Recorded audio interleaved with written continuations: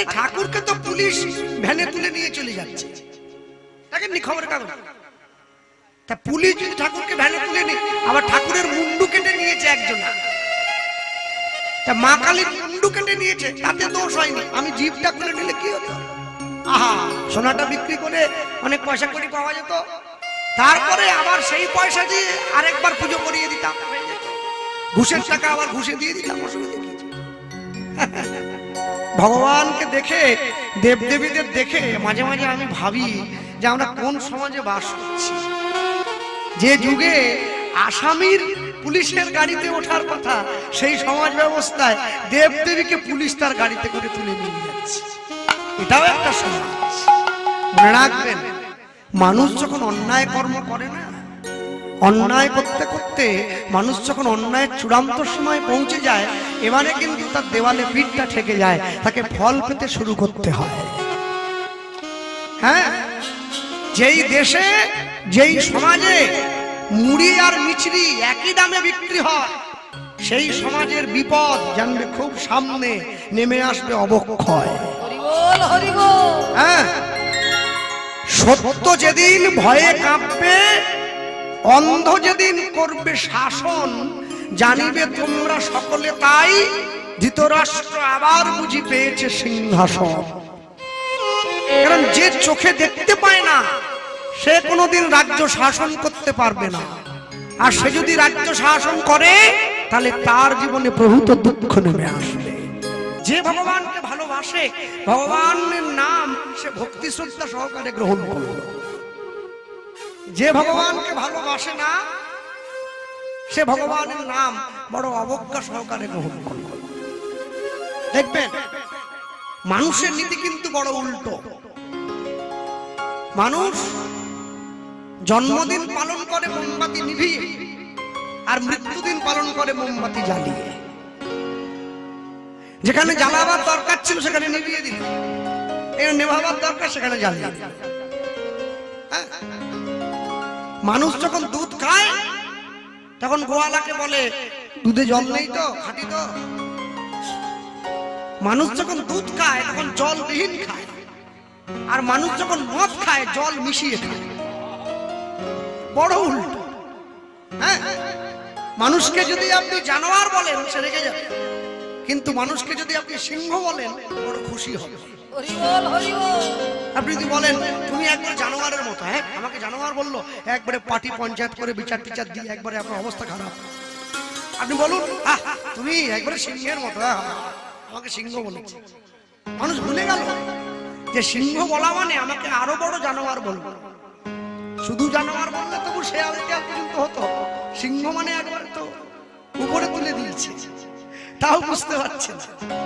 ঠিক তেমনি ভাবে আমাদের জীবন আমরা শূন্য থেকে শুরু করেছিলাম। দেখবেন, যখন ছোট্ট বাচ্চা জন্ম নেয় তার আচরণ যেমন হয়, মানুষ যখন বুড়ো হয়ে যায় না, আচরণটা সেরকমই হয়ে যায়।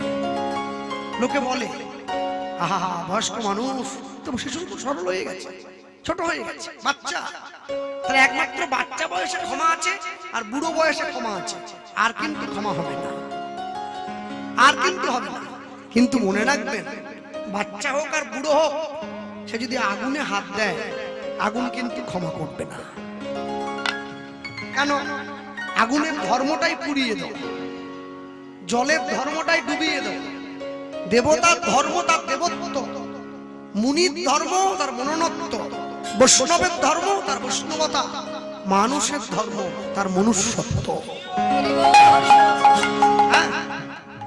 আপনি ভক্ত হয়েছেন, আপনি বৈষ্ণব হয়েছেন, আজকে আপনাদের গ্রামে কীর্তন হচ্ছে, এই যে হাটি কোটাল পাড়া, আজকে হাটি কোটাল পাড়ায় কীর্তন হচ্ছে। হঠাৎ করে দেখতে পাচ্ছেন প্রচন্ড বৈশাখ মাসে প্রচন্ড গরমে আপনাদের কোটাল পাড়ার গ্রামের যতগুলো কল ছিল, কোনো কলে জল উঠছে না। যে বাড়িতে ভক্ত বৈষ্ণব আছে, যারা ভক্ত হয়েছে, সেই বাড়ির কলটায় অল্প অল্প করে জল বেরোচ্ছে। গ্রামের মানুষ কি করলো? জলের আশায় কলসি এনে বালতি এনে সেই বৈষ্ণবের বাড়ি থেকে কল টিপে জল নিয়ে যায়, খাওয়ার জল। সেই বাড়ির লোক কি করলো? রাত্রিবেলা সবাই যখন ঘুমিয়ে পড়লো, ওরা গিয়ে কলটায় চাবি লাগিয়ে দিল। আমি ভক্তই হই, আমি বৈষ্ণবী হই, এই যে এত মানুষের জল কেড়ে নিলাম, আমি কিন্তু মরণকালে জল পাবো না, এটা একবারে নিশ্চিত।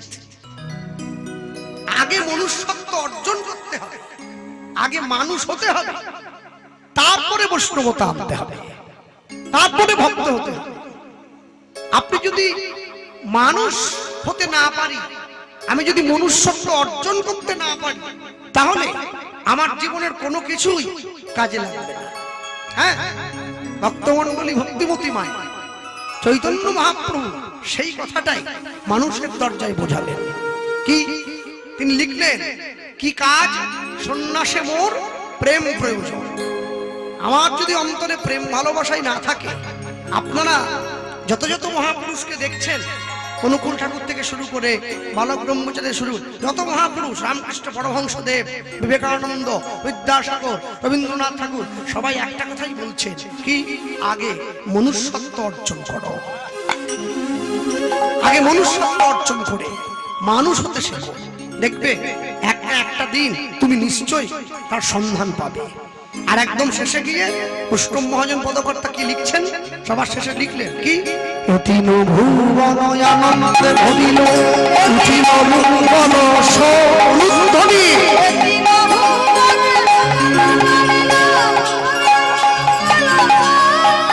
ওই নয় অতীন ভুবন আনন্দে ভরিল উঠিল মঙ্গল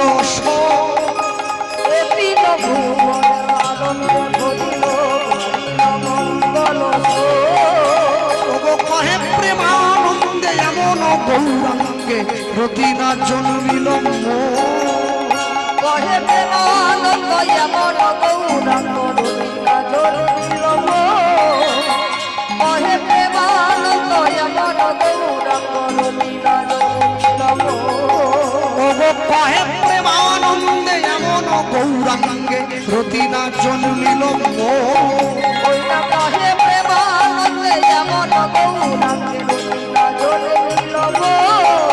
বলি আমার ভাগ্যে হলো না, আমার ভাগ্যে হলো না, বলি আমার ভাগ্যে হলো না, আমার ভাগ্যে হলো না, সবাই তোমার নাম নিল, আমার ভাগ্যে হলো না, বলি সবাই তোমার নাম নিল, আমি পতিত পড়ে রইলাম, হরিও হলো না, বলি আমি পতিত পড়ে রইলাম, আমার ভাগ্যে হলো না, আমার ভাগ্যে হলো না, বলি কহে প্রেমানন্দ এমন গৌরাঙ্গ কহে প্রেমানন্দ এমন গৌরাঙ্গ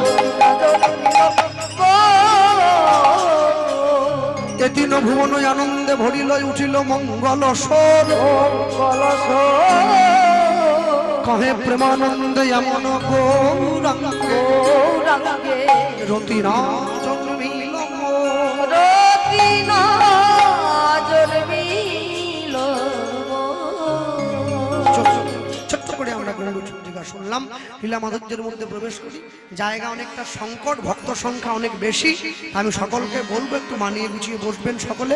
ভক্তমণ্ডলী ভক্তিমতী মায়, বাংলায় একটা কথা আছে, প্রত্যেকে জানবেন, মানুষে বলে, বাংলায় সকলে বলে, মুচি হয়ে সূচি হয় যদি কৃষ্ণ ভজে, সূচি হয়ে মুচি হয় যদি কৃষ্ণ ত্যাজে। মানে মোট কথা হলো, কেউ যদি মুচি বাড়ির ছেলে হয়, সে যদি কৃষ্ণ ভজন করে, তাহলে একদম ব্রাহ্মণ হয়ে পড়বে না, মুচি কোনোদিন ব্রাহ্মণ হবে না। আর কেউ যদি ব্রাহ্মণের ছেলে হয়, ও যদি কৃষ্ণ ভজন নাও করে, ও কোনোদিন মুচি হবে না। যে বামুন সে বামুনই থাকবে, যে মুচি সে মুচিই থাকবে। তফাৎ কি হবে? মুচি হয়ে সূচি হয় যদি কৃষ্ণ ভজে। কেউ যদি নিচ কুলে জন্মে কৃষ্ণ ভজন করে, এতে তার পদোন্নতি হবে, সে কৃষ্ণ ভজনের অধিকারটা পাবে। আর কেউ যদি উচ্চ কুলে জন্মে কৃষ্ণ ভজন না করে, এতে তার পদোন্নতি নয়, তার পদস্খলন হবে। হ্যাঁ, ব্যাপারটা কিরকম? ব্যাপারটা এইরকম, মায়েরা রান্না করতে জানে অবশ্যই, আচ্ছা রান্না করতে জানি বলে দিয়ে বাড়িতে যদি খাটে গিয়ে পাখা চালিয়ে ঘুমিয়ে থাকেন, রান্না হবে কি? হবে না। সবজি কাটাকুটো করতে হবে, চাল ডাল ধুতে হবে, পরিষ্কার করতে হবে, গ্যাসে গিয়ে বসাতে হবে, রান্না করতে হবে, তবে তো হবে। আপনি জানি বলে রান্না করবে কে? ঠিক তেমনি যারা ভগবানের নাম করেন, ভগবানকে ভালোবাসেন, সবসময়ের জন্য মনে রাখবেন কোনোদিন কোনো অবস্থাতে নাম যেন ছাড়া না হয়।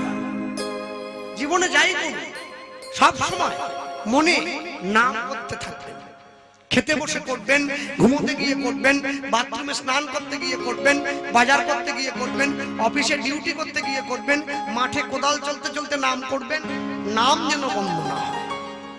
বিয়ে বাড়িতে গিয়ে করুন, শ্রাদ্ধ বাড়িতে গিয়ে করুন, অন্নপ্রাশন বাড়িতে গিয়ে করুন, নাম করুন। কেন জানেন? নাম এমন ভাবে করবেন আপনি নাম ছেড়ে দিলেও নাম যেন আপনাকে ছেড়ে না যায়। হরি বল, হরি বল। কেন? যেদিন আমি মরে যাব, হ্যাঁ, কিছুই তো দেবে না। দেবে দেবে দেবে, না বলবো না। আমার বাড়ির লোক এত খারাপ না, হ্যাঁ, যদিও ছেলে মেয়ে হয় নাই, তবে ওরা তো খারাপ হবে না আমি জানি। দেবে। কোনটা দেবে? এই যে জামা কাপড়গুলো, এগুলো পরে তো গান গাইতাম, বলতো বাবা তো মরে গেল, এগুলো দিয়ে দে। মরার ছোঁয়া আছে, এগুলো দিয়ে। যে খাটটায় শুয়ে মরেছে, ওই বিছানা পত্রগুলো, লেপ গুলো, ওগুলো দিয়ে দেবে। পালঙ্কটা দেবে না। ওটা শাল কাঠের ঠাকুর মশাইকে ডাকবে, একটু গঙ্গা জল শুদ্ধ হয়ে যায়, ওটা থাক, ওটা দরকার, ওতে দোষ হয় না। এইবারে পাড়ার লোকে এসছে, তারা বলছে আজকালে যে গোপাল কৃষ্ণ পাল যে সোনার আংটিগুলো করতো, বলে ওগুলো থাক, সোনায় আবার দোষ হয় নাকি? দাও, খুলে দাও। আমার তৈরি করা টিভি ফ্রিজ, বলে ওগুলো থাক, টিভি ফ্রিজ আলমারি ওগুলো থাক, সবকিছু খালি হাতে করে পাঠাবে। একদম খালি হাতে বলা ভুল হবে, একটা মাটির কলসি দেবে।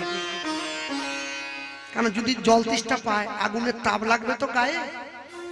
তো এখন দুই ছেলে মিলে ঠিক করলো, বাপ তো বুড়ো হয়ে মরেছে, উঠে বসে জল খেলে লোক যদি আবার ভূত ভাবে, যাতে শুয়ে শুয়ে খেতে পারে, একটা কলসিতে ফুটো করে দিলে কেমন হয়?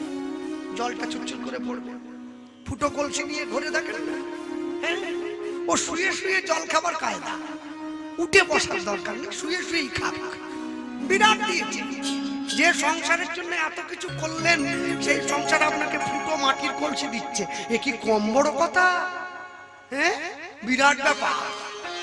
মানুষ তো মরে যাওয়ার পরে অঞ্চলে যেতে হয়, একটা ডেথ সার্টিফিকেট লিখে দেয় সরকার, বলে মরেছে। আমি তো বেঁচে থাকতে থাকতে অনেকগুলো কিনে রেখেছি। এলআইসির কথা বলছি, বেঁচে থাকলে 20 লাখ, মরে গেলে 40। যেদিন থেকে আমার গিন্নি জানতে পেরেছে যে আমার স্বামী এলআইসি করেছে, ও ঠাকুরকে একটা করে ফুল বেশি দেয়।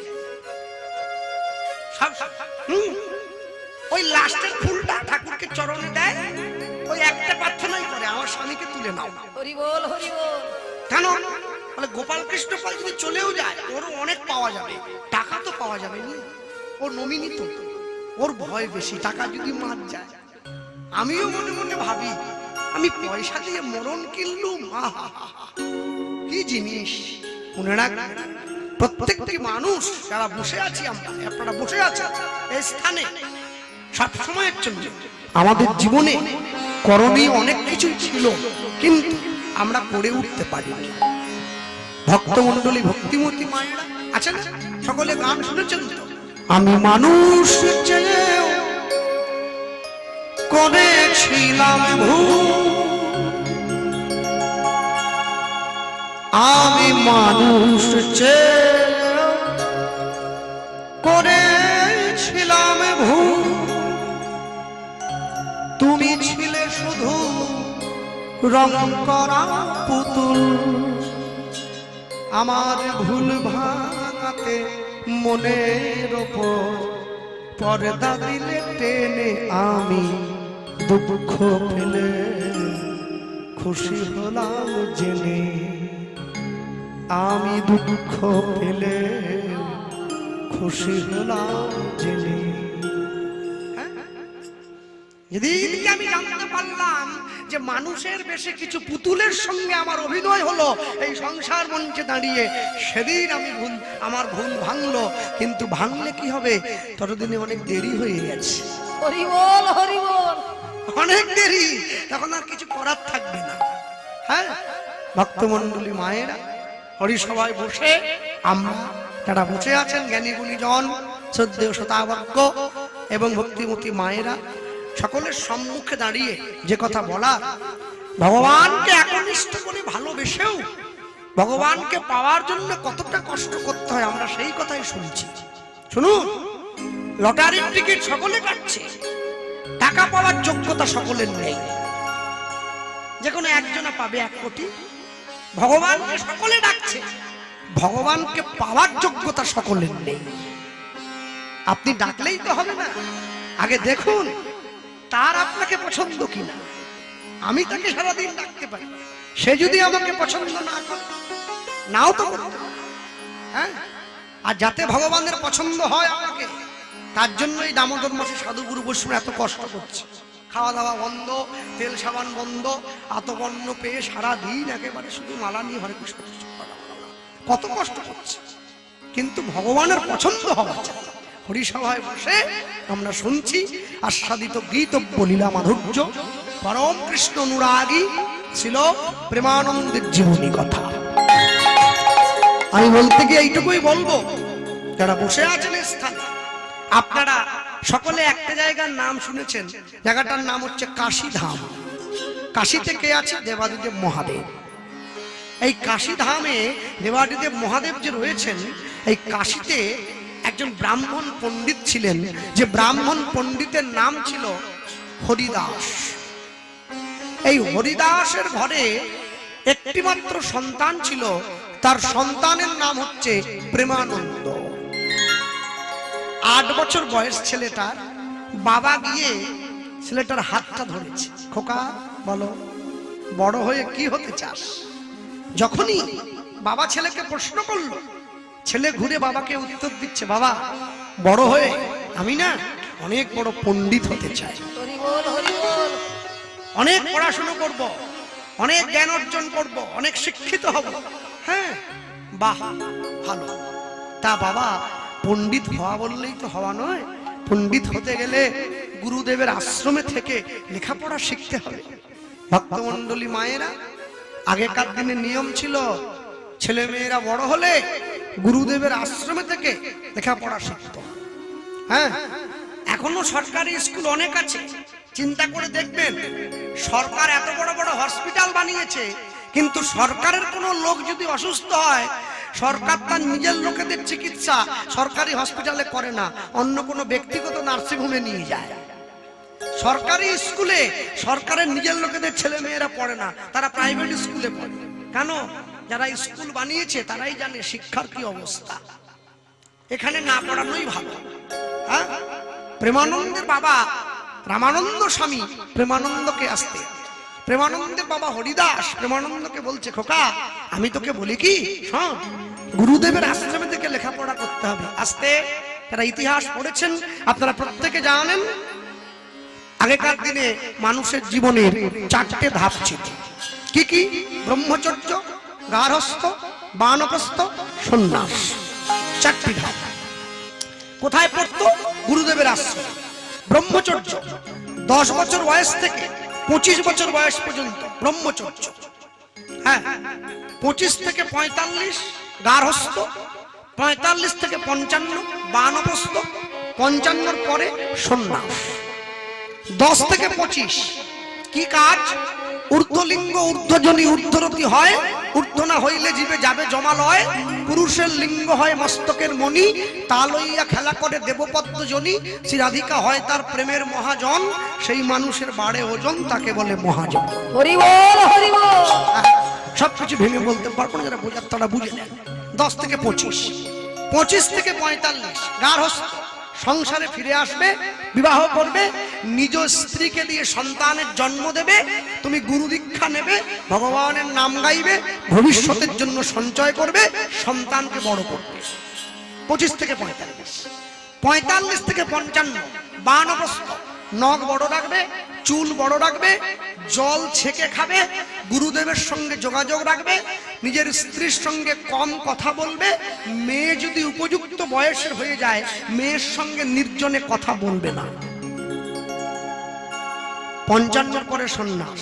সংসারের মায়া ত্যাগ করে তোমাকে চলে যেতে হবে ঈশ্বর ভজনের জন্য।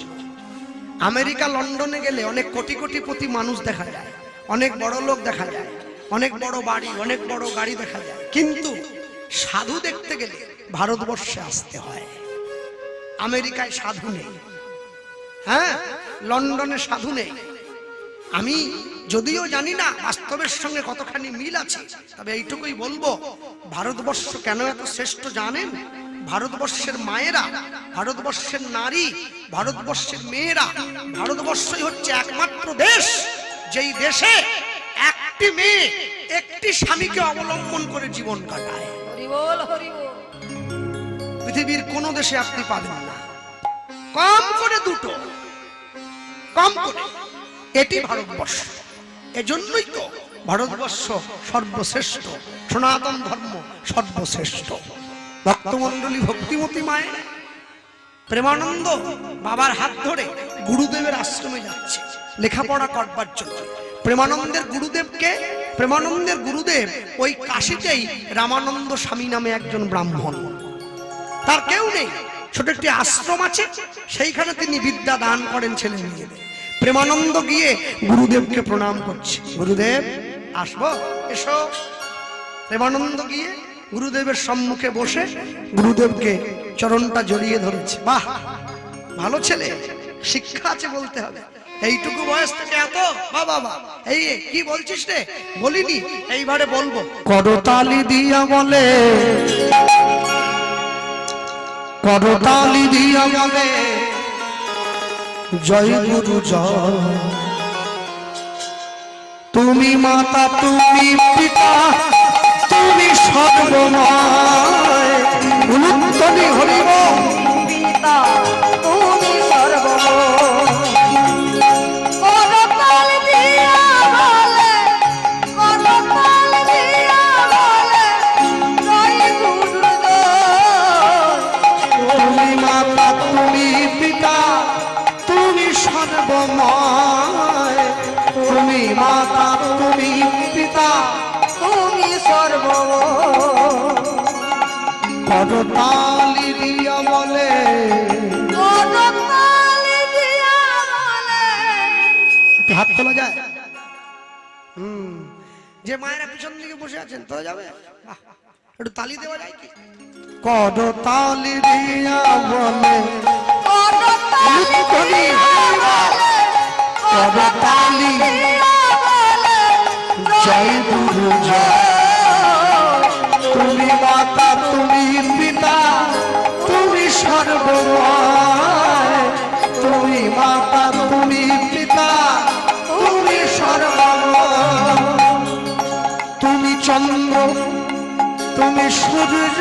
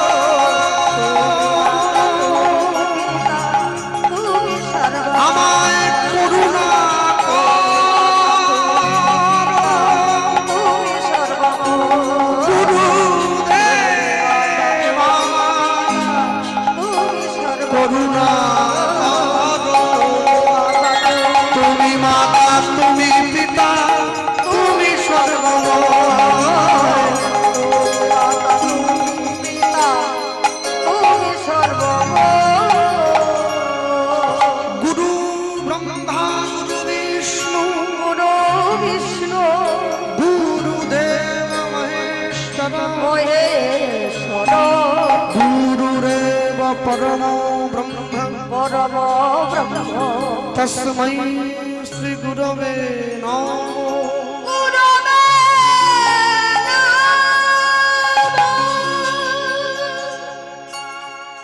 ভক্তমণ্ডলী মায়েরা, জগতের যত দেব দেবী আছে সবাইকে প্রণাম করবেন ডান দিক থেকে, ভগবানকে প্রণাম করবেন বাম দিক থেকে, সাধু গুরু বৈষ্ণবকে প্রণাম করবেন সামনে থেকে। প্রেমানন্দ যেই গুরুদেবকে প্রণাম করেছে অমনি গুরুদেব প্রেমানন্দকে তুলে বুকের মাঝে জড়িয়ে ধরেছে। বাবা সত্যি করে বলতো, এইটুকু ছোট্ট ছেলে তুই এত ভালো ভালো কথাগুলো কোথা থেকে শিখলি? প্রেমানন্দ বলছে গুরুদেব কেউ আমাকে শিখিয়ে দেয়নি। এই মিথ্যে নয়, মিথ্যে নয়, সত্যি বলো, সত্যি বলো, বলো, সত্যি বলো। হ্যাঁ গুরুদেব কেউ আমাকে শেখায়নি। কেউ যদি তোমাকে না শেখায় তুমি আমাকে বলো এত ভালো ভালো কথাগুলো তুমি বললে কি করে আমার সামনে বসে? কেন আপনি কি জানেন না, যাকে দেখিলে মুখে আসে কৃষ্ণ নাম জানিবে সেই বৈষ্ণব তাকে করিবে প্রণাম। তাই গৌর হরি বল হরি বল। তা আপনাকে দেখে আমার এত ভালো লেগেছে যে এত ভালো ভালো কথাগুলো আমার মন থেকে এমনি বেরিয়ে এলো। যেই এই কথা বলেছে বলার সঙ্গে সঙ্গে রামানন্দ স্বামী বলছে তাহলে বাবা আমার আশ্রমে তুমি থাকবে? হ্যাঁ থাকবো। আচ্ছা আশ্রম কিন্তু বাড়ি নয় যে একদম হাতের উপরে বাবা মা এসে খাবার দেবে, সময়ে সময়ে তুমি ঘুমিয়ে যাবে, তোমাকে ডেকে তুলতে হবে। আশ্রমে কিন্তু ওগুলো হবে না। আগে গুরুদেব আশ্রমের নিয়মটা আমার একটু বলুন। নিয়ম কিচ্ছু নয়, আশ্রমে আমি তোমাদের যেইভাবে বলবো তোমাদেরকে সেইভাবে সারাদিন চলাফেরা করতে হবে। বাহ, আর শোনো আশ্রমে থাকতে গেলে কিন্তু কাজ করতে হবে। কি কাজ? প্রেমানন্দ বলছে, গুরুদেব বলছেন তুই কি কাজ পারবি আগে বলুন না।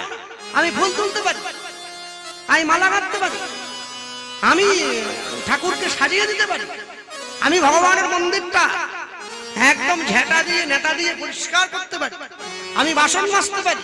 বলুন কি করতে হবে? যে এ কথা বলেছে গুরুদেব বলছে এত কঠিন কঠিন কাজগুলো তোমায় করতে হবে না, সহজ দেখে একটা কাজ দিচ্ছি, করতে পারবি? কি কাজ বলুন গুরুদেব? এইটা ধর দেখিনি, এইটা ধর।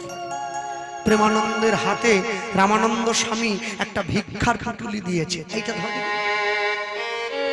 এটা নিয়ে কি করব? আরে দাঁড়া বলি, ভিক্ষা করতে পারবি? ও এই কথা, এটা কোনো কাজ হলো? দেখ ভিক্ষার ঝুলিটা নিয়ে প্রেমানন্দ কাঁধের মধ্যে নিয়ে একেবারে বেরিয়ে, এই এদিকে ভিক্ষা করতে বলেছি বলে একবারে ছুটে বেরিয়ে যাচ্ছিস? আমার আশ্রমে ভিক্ষা করবারও নিয়ম আছে। হ্যাঁ ভিক্ষার আমার নিয়ম হবে না?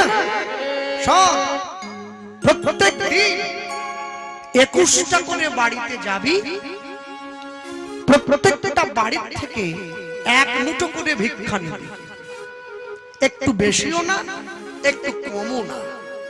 এই 21টা বাড়ি থেকে 21 মুঠো ভিক্ষা করে এনে তুই আমায় দিবি, আমি রান্না করে ভগবানকে সেবা দেব, আমরা গুরু শিষ্য দুইজনে মিলে প্রসাদ খাবো। মনে রাখবে যারা প্রকৃত সাধু হয়েছে, গেরুয়া পোশাক পরে, বড় দাঁড়ি আছে, বড় জটা আছে, মঠে মন্দিরে আছেন, প্রকৃত সাধু কোনোদিন 5 বাড়ির বেশি ভিক্ষে করেন না, পাক আর না পাক। মঠে মন্দিরের প্রকৃত বাবাজি সন্ন্যাসী বৈষ্ণব হয়েছেন যারা, ডোর কপিন বহির্বাস করেন, মাথা নেড়া, মাথায় একটা শিখা আছে, জানবেন প্রকৃত বৈষ্ণব কোনোদিন 11টা বাড়ির বেশি ভিক্ষে করেন না, পাক আর না পাক। যারা সংসারে আছেন কিন্তু ভক্ত হয়েছেন, গোবিন্দকে দিয়ে তারপরে সেবা গ্রহণ করেন, প্রকৃত ভক্ত কোনোদিন 21টা বাড়ির বেশি ভিক্ষা করেন না, পাক আর না পাক। কিন্তু আমার মতো ভিখারি হরি বল হরি বল।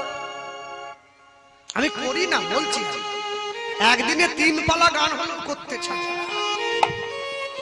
সকালে কাবলে, বিকেলে মায়াপুর, আর রাত্রিতে হাটি কোটাল পাড়া, ডেলি 3টে করে। ভগবান বলছে তুই করছিস, 2 সিজন হবে, 3 সিজন হবে, তারপর তার ব্যবস্থা আমি করব। কোথায় শুনেছি নাকি মেদিনীপুর থেকে ভেলোরটা কাছে হয়, ভেলুরে একটা সিট বুকিং করব, গলা বন্ধ হয়ে যাবে। যা টাকা রোজগার করছিলি বস্তায় ভরে ডাক্তারকে দিয়ে দিতে হবে। লোভে পাপ, পাপে মৃত্যু। যে লোকটার 500 সুগার আছে না, ওই লোকটা মিষ্টির দোকান দেখলে শুধু টানা হয়ে চলে যাবে। কি আবার আপনি যাচ্ছেন কেন? এই যে 300 সুগার।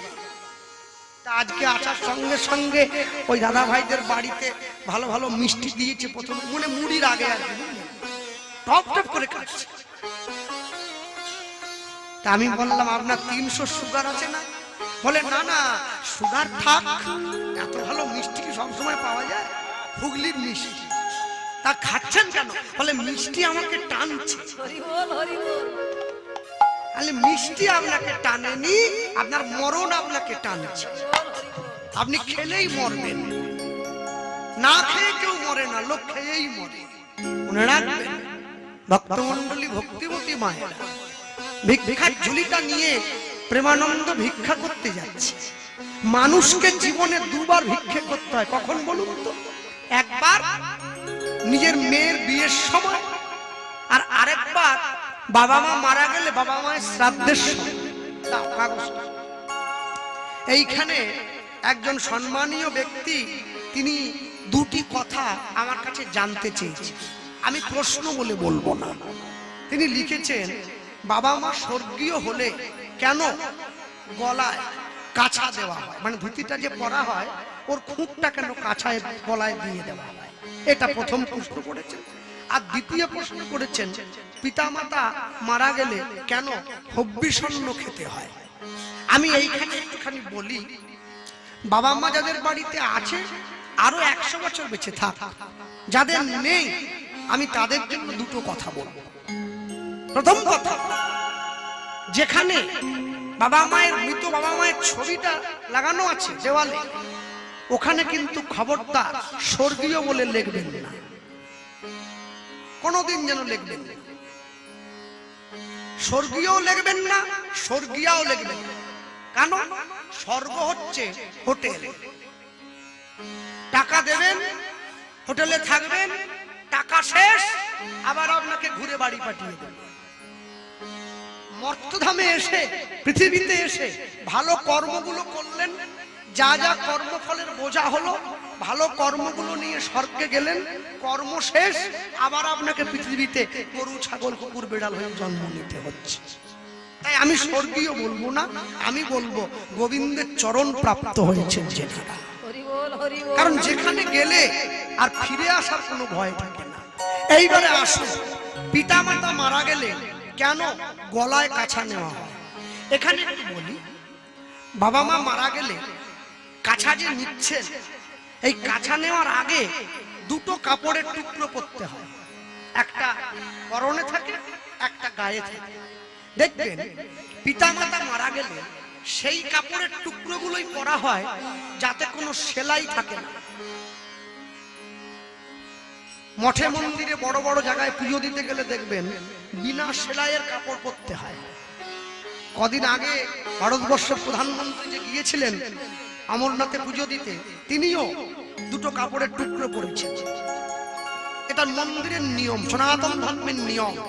আরো বলে দিই, মক্কা মদিনায় মুসলমানরা যে যায় হজ করতে, দেখবেন যখন হজে যায় মুসলমান বাড়ির লোকেরা, মুসলমানরা ইসলাম ধর্মের মানুষ, তারা 2টো কাপড়ের টুকরো পরে, একটা নিচে একটা গায়ে চাদরের মতো। এবারে বুঝে নেন বাকিরা সকলে আমি কি বলতে চাইছি। কেন এই নিয়ম কেন বলছেন? এটা সনাতন ধর্মের প্রাচীন রীতি।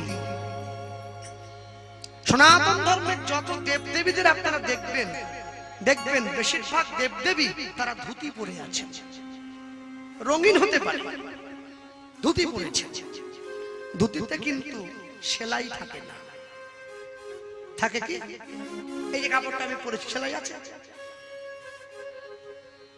দেবদেবীদেরকে শ্রদ্ধা জানাবার জন্য সনাতন ধর্মের প্রধান আধার ভগবান শ্রীকৃষ্ণ, তিনিও ধুতি পরে আছেন। তাকে সম্মান জানাবার জন্য মানুষ এই বিনা সেলাই করা বস্ত্র পরিধান করে। কেন? আমরা সনাতন ধর্মের মানুষ, আমাদের পরম্পরা আছে। তাহলে পিতা মাতা মারা গেলে কেন আমি গলায় কাছা দেই? পিতা মাতা আমাকে পৃথিবীর আলো দেখিয়েছেন, আমার জীবনের প্রথম ঈশ্বর তারা।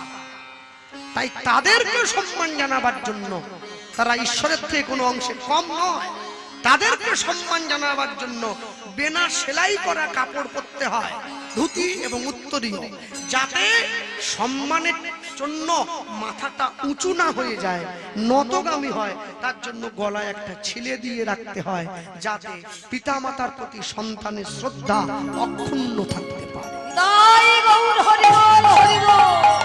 এই হচ্ছে প্রথম কথা। দ্বিতীয় কথা তিনি জানতে চেয়েছেন, পিতামাতা মারা গেলে হব্বিষান্ন করতে হয় কেন?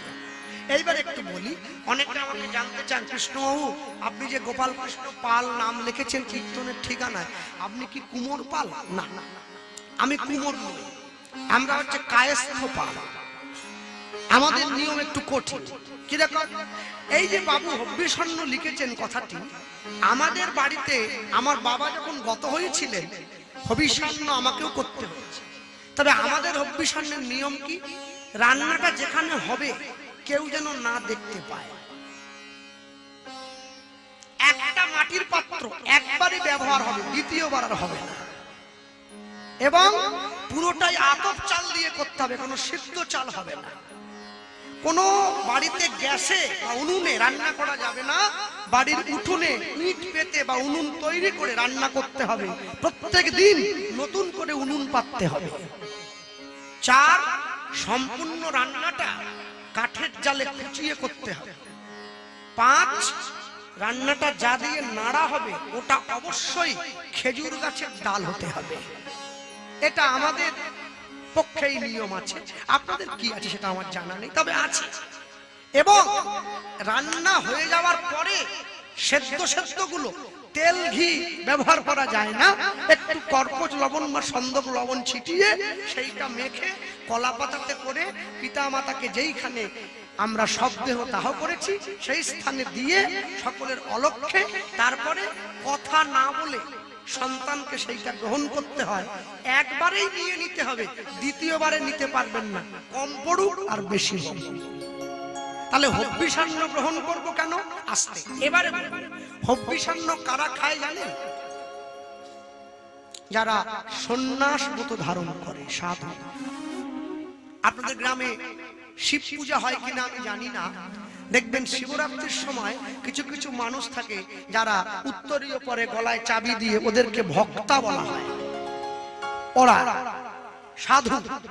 হ্যাঁ, ওরা ওই সময় ঠিক যেইভাবে নিয়ম কানুন পালন করে, তেল সাবান মাখতে নেই, স্ত্রীর সঙ্গে থাকতে নেই, আলাদা মাটিতে খড়ের বিছানা পেতে শুতে হয়, এটা সাধুদের জীবন যাপন। পিতামাতা যে আমাকে জন্ম দিয়েছে তাদের জন্য আমি এই 15টা দিন এক মনোবাক্যে সংযম পালন করছি। সংযমে যাতে ব্যাঘাত না হয় তার জন্য আমার আহারের উপরে শুদ্ধিকরণ করা হয়েছে।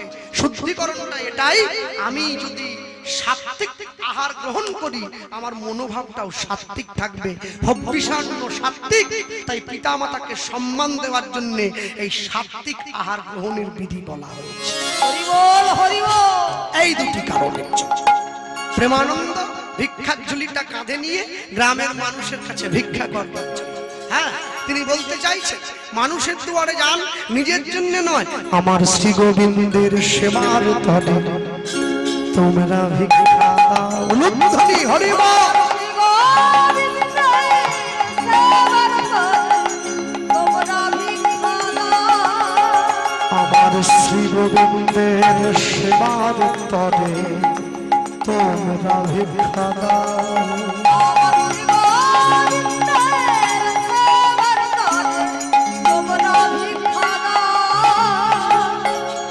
প্রেম কুণ্ডল দিয়ে তোমরা আমায়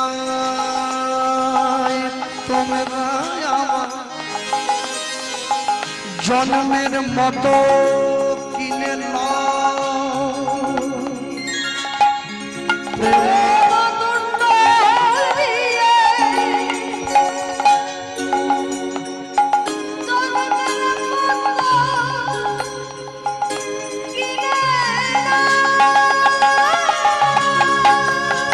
প্রেম তন্ডুল দিয়ে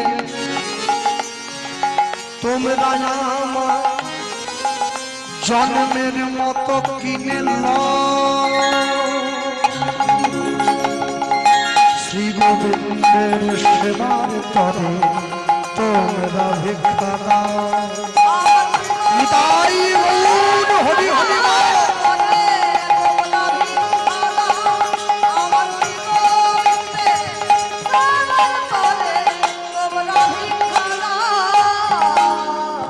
এবার নিজের তরে চাই না আমি,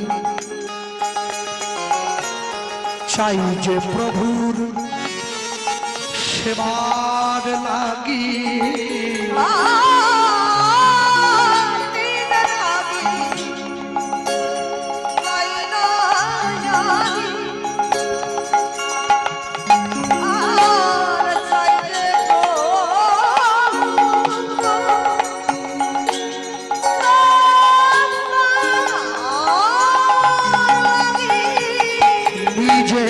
তরে চাই না আমি,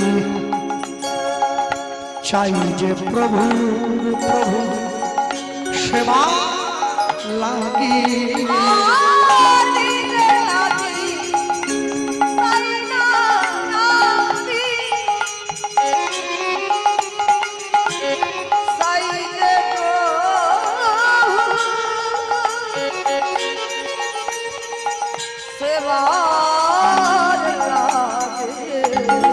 বড়ই কাঙাল তাই বারে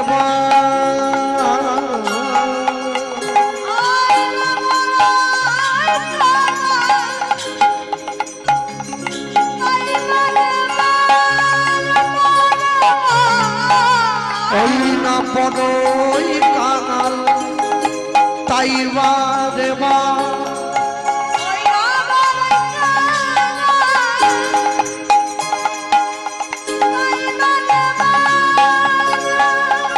তোমাদের তারে আসি। নিতাই গৌর হরি হরি বল। আমার শ্রী গোবিন্দ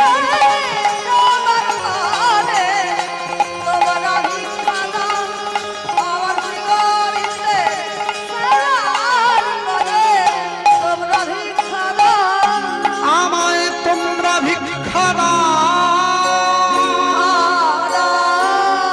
তোমরা ভিক্ষা দাও।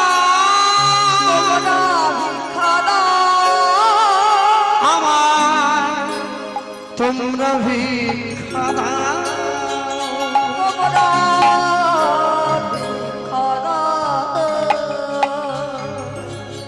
মুষ্টি ভিক্ষা করিয়া যায় প্রেমানন্দ।